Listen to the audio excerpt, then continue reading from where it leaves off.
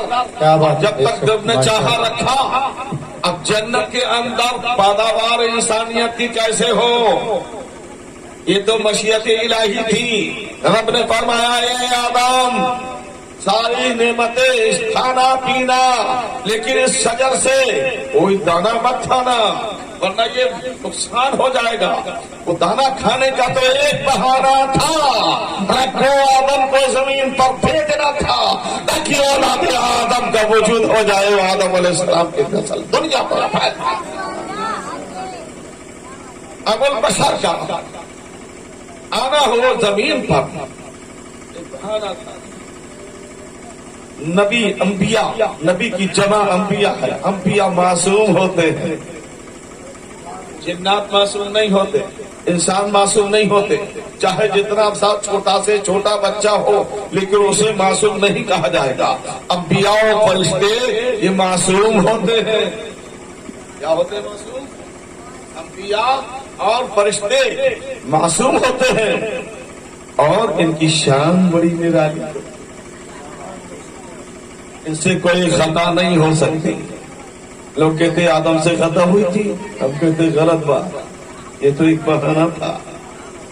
آدم علیہ السلام کو جنت سے زمین پر آنا تھا اور آدم علیہ السلام سے ہی حضرت حوا علیہ السلام کو رب نے پیدا کیا. زیادہ تفصیلات میں نہیں جانا چاہتا ہوں، مختصر بات بتا رہا ہوں. اب اللہ تعالیٰ نے جب چاہا کہ آدم اور حوا کو زمین پر بھیجا جائے اور ابلیس کو جنت سے نکال دیا. ابلیس کے اندر حسد پیدا ہوا، بغض پیدا ہوا، عداوت پیدا ہوئی کہ کسی صورت سے آدم کو جنت سے نکلوا دیا جائے. پہنچا مور کے پاس.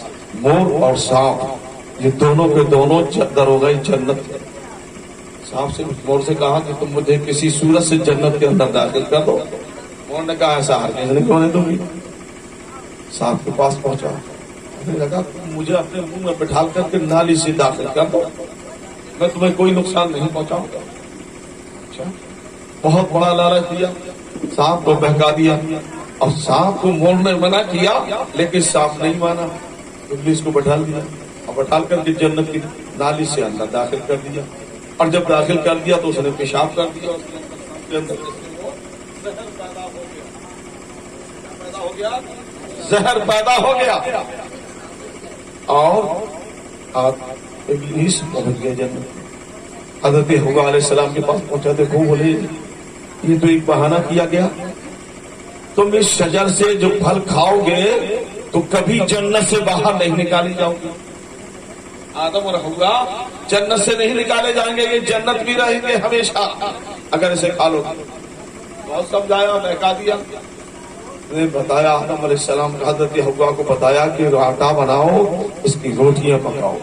آٹا بنا کر روٹیاں بنائی گئی، حضرت آدم علیہ السلام کے سامنے پیش کی گئی. حضرت آدم علیہ السلام نے کھانے سے انکار کیا. جدھر کو آدم بھاگتے جائیں ادھر کو روٹی بھاگتے جائے. آگے آدم پیچھے روٹی، آگے آدم پیچھے روٹی، اور روٹی نے پیچھا کیا. اللہ تعالیٰ کی مشیت یہ تھی. آدم علیہ السلام نے کھایا اور جب حوا علیہ السلام نے دونوں نے کھا لیا، رب تبارک تعالیٰ کی قدرت کاملہ سارا لباس جنتی چھین لیا گیا اور حکم نے دیا خبردار کوئی آدم اور حوا کو پتے مت دینا. اب پتوں کی باری آئی، جسم چھپایا جائے کیسے؟ تو دو درخت تھے جنہوں نے اللہ تعالیٰ کے پیغمبر کی خدمت کی.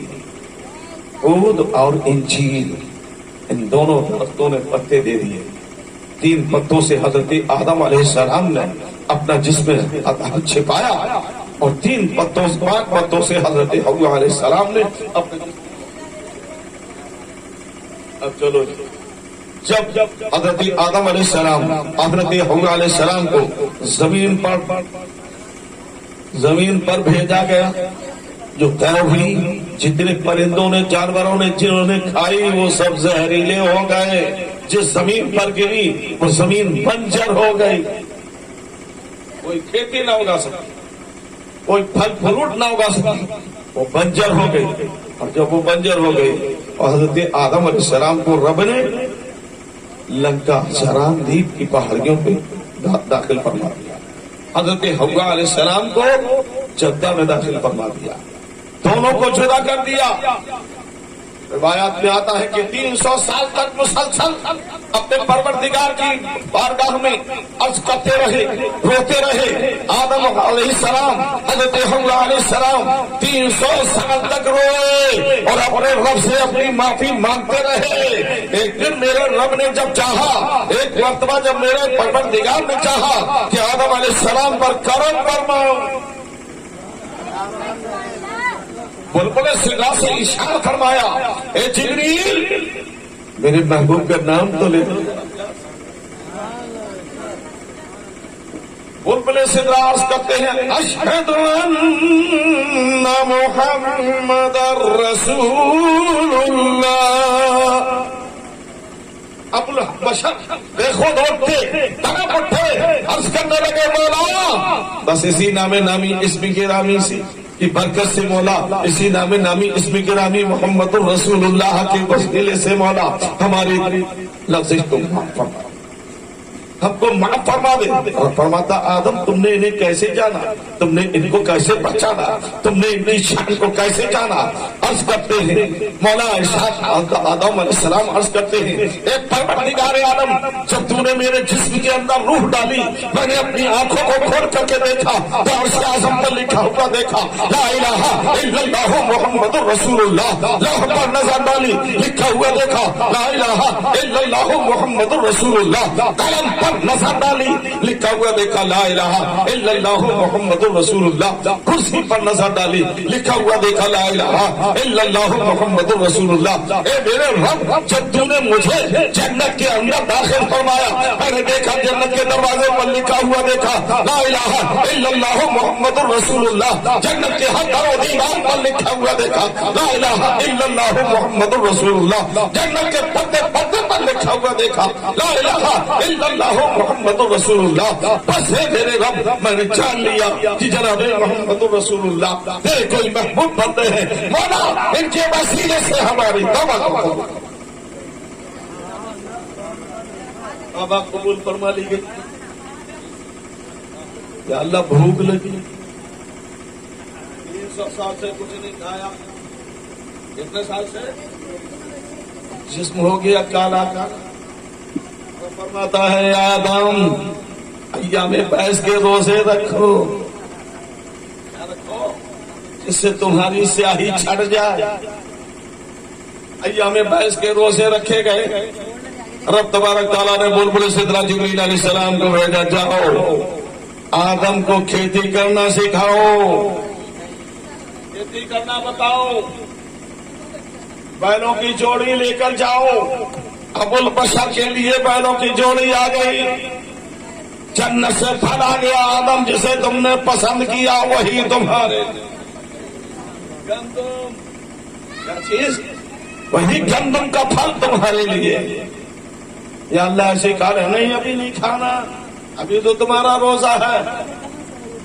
اس طریقے سے زمین حال و پکھر بنایا گیا، جبریل علیہ السلام بتاتے گئے، آدم علیہ السلام بناتے گئے، اور جب بنا کر کے تیار کیا، زمین کو جوتنا شروع کر دیا، اور جب جوتنا شروع کیا تو بیلوں نے حرکت کرنا شروع کی، برابر سے زبان لڑانا شروع کی۔ اس کرتے مولا یہ بڑی کھیتی کسانی، مجھے کچھ نہیں کرنا، یہ بیل تو مجھ سے جھگڑا کر رہے ہیں، یہ بیل مجھ سے برابری کر رہے ہیں، ہم ایسی کھیتی نہیں کرنا چاہتے۔ حضرت جبریل علیہ السلام کو رب نے حکم دیا، اے جبریل ان کے منہ پر مہر کر دو۔ بیلوں کے منہ پر مہر کر دی گئی، اب بیلوں سے کھیتی کی گئی، جلدی سے جوت کر کے تیار کیا، کہا اب ان پھل کو ڈال دو، ڈالو تو جب ڈالے زمین کے اندر فصل ہوئی تیار، تھوڑی سی دیر میں رب کی قدرت فصل تیار، اس میں گندم کے دانے لگ گئے، بالیاں لگ گئی، دانے تیار۔ حکم ہوا ہے آدم انہیں توڑو، اللہ انہیں ایسے چبا جاؤں گا نہیں، ابھی نہیں، کا پھر کیا حضرت حوا کو تو دیو جیسے جنت میں بڑھ کر تیار کیے تھے، دانے نکالے، یا اللہ ایسے کھا جائے، یا اللہ ایسے کھا لے، کہا نہیں، پھر حضرت حوا کو تو اس کو پیس کے تیار کر، جب پیس کے تیار کیا گیا، آٹا بنایا گیا، اے اللہ اس کو ایسے ہی پھاک لیں، کہا نہیں ٹھہرو ابھی نہیں پھاک۔ حوا سے کہو اس کو آٹا گوندیں، اب روٹی پکائیں، روٹی بن کے تیار، لیکن اب اے جبریل جاؤ جہنم سے آگ کا شعلہ لے کر آؤ۔ بلبل صدا گئے، جہنم سے شعلہ لیا، لا کے زمین پر رکھا، پھر اندر چلا گیا۔ اے بلبل صدا اس شعلے کو 70 پانی سے دھو، 70 پانی سے دھو، اور جب پانی سے 70 دھویا کہ 70 پانی سے دھویا گیا، تب وہ آگ زمین پر وہ جہنم کی آگ۔ اے بندے خدا اب بھی خوف خدا پیدا کر، جہنم کی آگ کتنی تیز ہے۔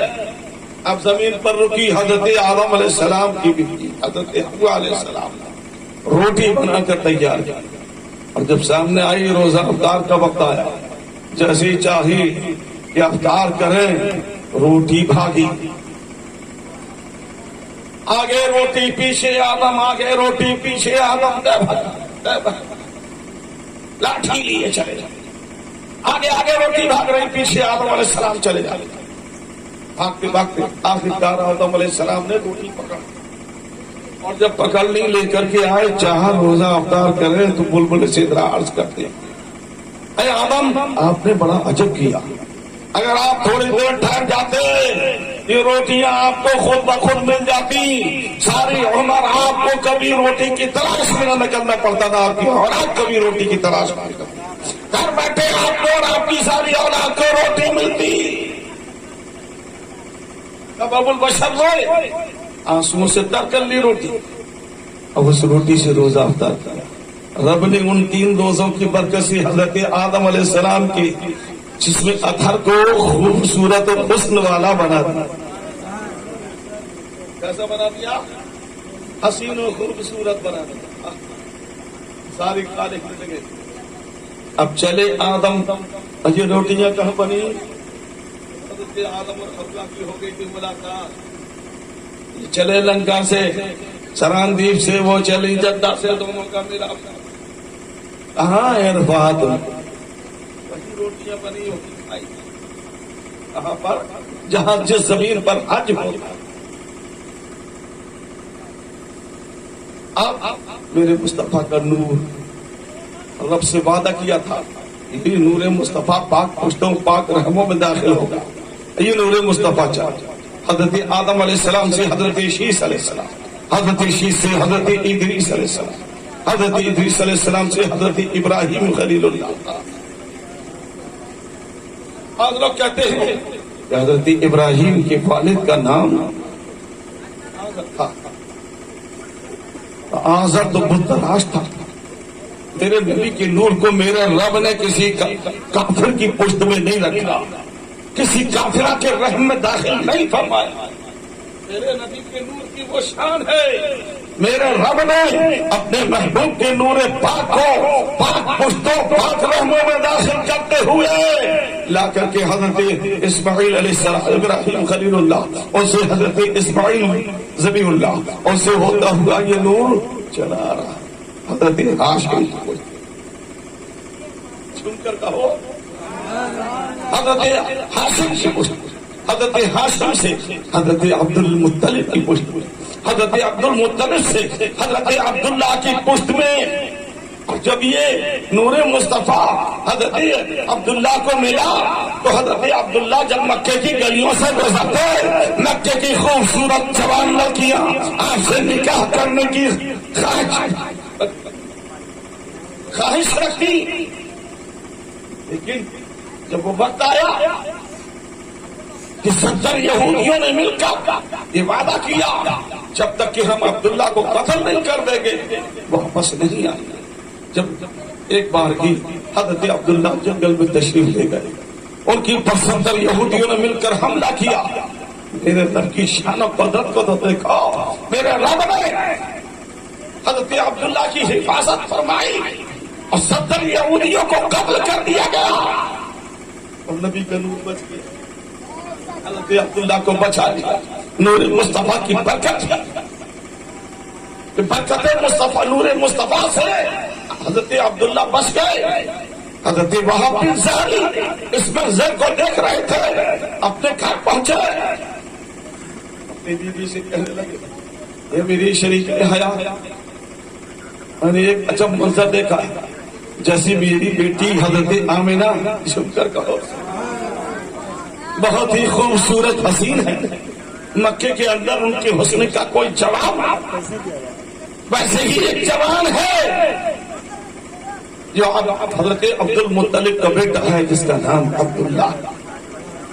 میں نے اپنی آنکھوں سے دیکھا ہے 70 یہودیوں نے اس پر حملہ کیا اور 70 یہودی قتل کر دیے گئے اور حضرت عبداللہ بچ گئے.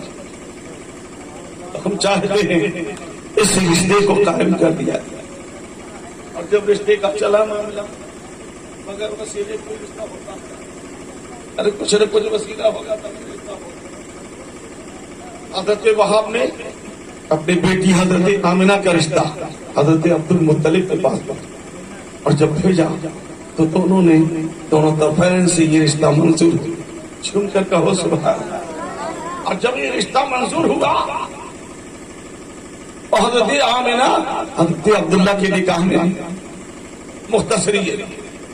اور جب حضرت آمینہ اور حضرت عبداللہ کی ملاقات ہوئی یہ تو قسمت آمینہ کی تھی کہ وہ نور مصطفیٰ حضرت آمینہ کو مل گیا.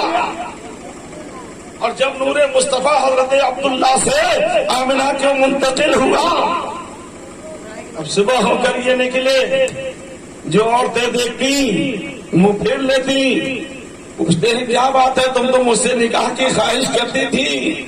کہا سنو اے عبداللہ, میں جس کی خواہش مند تھی وہ دولت تو آمینہ نے لے لی ہے, وہ دولت آمینہ کو مل گئی ہے.